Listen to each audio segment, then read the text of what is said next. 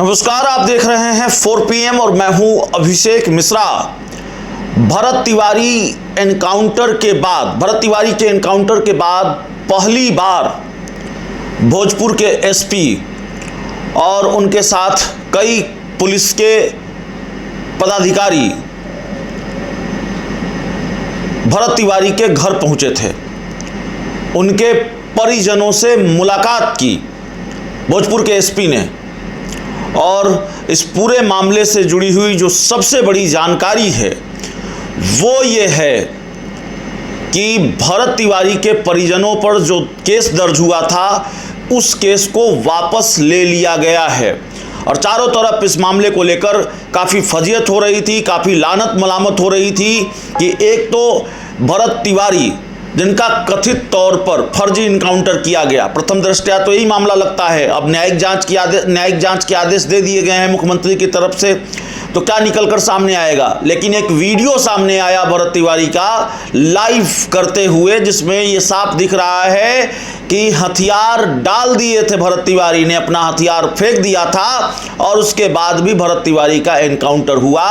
तो पुलिस की भूमिका यहीं से संदिग्ध हो जाती है और भोजपुर की पुलिस इसलिए विलेन बन गई। और पुलिस के जो अधिकारी हैं, संबंधित अधिकारी हैं, उनकी जुबान पर कुछ दिनों तक ताला जड़ा रहा, तो उसकी वजह भी यही रही। हालांकि राजनीति, सियासत का जो खेमा है इस मामले में दो अलग अलग धड़ों में बटा हुआ नजर आ रहा है और उस पर विस्तार से एक अलग वीडियो में बात करेंगे। लेकिन भरत तिवारी के घर जो भोजपुर के एसपी हैं वो पहुंचे थे और भोजपुर के एसपी ने परिजनों को ढांढस बंधाया। भोजपुर पुलिस के एसपी ने कहा कि इस घटनाक्रम की संवेदनशीलता को देखते हुए सरकार ने पहले से ही उच्च स्तरीय न्यायिक जांच का आदेश दे दिया है। और भोजपुर के एसपी ने भरत तिवारी के परिजनों से यह अपील भी की कि वे इस जांच प्रक्रिया में पुलिस और प्रशासन का सहयोग करें ताकि सच सामने आ सके। राहत की बात यह रही कि एसपी ने परिजनों को सूचित किया कि उनके ऊपर थाने में जो मुकदमा दर्ज किया गया था उसे प्रशासन ने वापस ले लिया है। तो एक बड़ा दबाव था, मैंने पहले कहा कि लानत मलामत हो रही थी, फजीयत हो रही थी सरकार की और पुलिस की कि भाई जिनका बेटा चला गया और जिनका एक कथित तौर पर फर्जी इनकाउंटर किया गया, हथियार डालने के बाद उसकी हत्या कर दी गई या उसका इनकाउंटर कर दिया गया, और लोगों को, उनके परिजनों को आवाज़ उठाने का भी अधिकार नहीं है, उनके परिजनों को, उनके समर्थकों को इसके विरोध का भी अधिकार नहीं है, उनके घर वालों को अपनी बात रखने का भी अधिकार नहीं है। कार्रवाई तो दोषी पुलिसकर्मियों पर होनी चाहिए थी, FIR तो दोषी पुलिसकर्मियों पर होनी चाहिए थी, हालांकि बाद में हुई। तो उन पर कार्रवाई की जगह परिवार पर FIR दर्ज हो गई, परिवार पर केस कर दिया गया। तो खैर, अब भोजपुर के एसपी ने आधी रात को जब वो भरत तिवारी के परिजनों से मिलने पहुंचे तो उन्होंने परिवार वालों को ये बताया कि भाई केस वापस ले लिया गया है और भरत तिवारी के परिवार की सुरक्षा को सुनिश्चित करने के लिए उनके घर पर विशेष सुरक्षा गार्ड मुहैया कराने की बात भी कही। और अचानक इस दौरे में एसपी राज करीब आधे घंटे तक पीड़ित परिवार के घर रुके और उनके हर एक सवाल का जवाब दिया।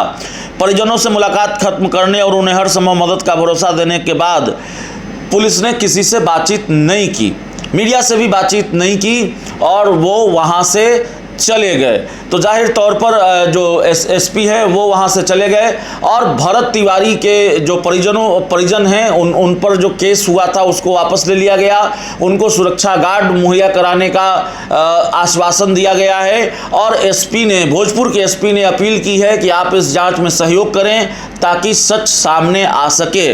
वैसे न्यायिक जांच के जो आदेश दिए गए हैं उस फैसले का इंतजार रहेगा, लेकिन सच सबको पता है और सच क्या है और प्रथम दृष्टया सच क्या दिख रहा है वो भी सबको मालूम है। और प्रथम दृष्टया जो मामला है, पहली नज़र में जो मामला दिख रहा है वो मामला यही है कि भोजपुर की पुलिस ने एक दुर्दांत अपराधी और भरत तिवारी जैसे नौजवान जो हो सकता है, जो पुलिस ने कहा कि मानसिक रूप से थोड़ा विक्षिप्त था या दिमागी रूप से थोड़ा विक्षिप्त था, हो सकता है ये बात रही होगी, लेकिन भरत तिवारी दुर्दांत अपराधी नहीं था, और दुर्दांत अपराधी हथियार नहीं फेंकते, और दुर्दांत अपराधी ये लाइव वीडियो बनाकर ये नहीं कहते कि हमारी मांग अब लगता है कि पूरी हो जाएगी इसलिए हम हथियार डाल रहे हैं। भरत तिवारी कहीं से भी दुर्दांत अपराधी नहीं था। भरत तिवारी का तरीका गलत था और उस तरीके को कोई सही ठहरा ही नहीं सकता। जिसको सामान्य समझ होगी, सामान्य समझ वाला नागरिक या सामान्य समझ वाला व्यक्ति उस तरीके को सही नहीं ठहरा सकता, और ठहराया भी नहीं जा रहा है कि आप पुलिस पर हथियार लहराएंगे, आप सोशल मीडिया पर जो शासन प्रशासन के अधिकारी हैं उनके एनकाउंटर की चेतावनी देंगे। लेकिन ये एक पक्ष है, ये पहले का पक्ष है, और इस दौरान पुलिस की जो कार्रवाई होती और वाकई भरत तिवारी ये दिखता कि उसने पुलिस पर गोली चलाई है, तो फिर जो पुलिस की थ्योरी है वो शायद उसको मान भी लिया जाता। भरत तिवारी को अगर जेल भेज दिया जाता, भरत तिवारी आज सलाखों के पीछे होता, तो शायद इतना बड़ा बवाल ही नहीं होता। भाई कोई भी हथियार उठाएगा, पुलिस को हथियार दिखाएगा, पुलिस को चुनौती देगा, तो उसकी जगह जेल में ही होगी।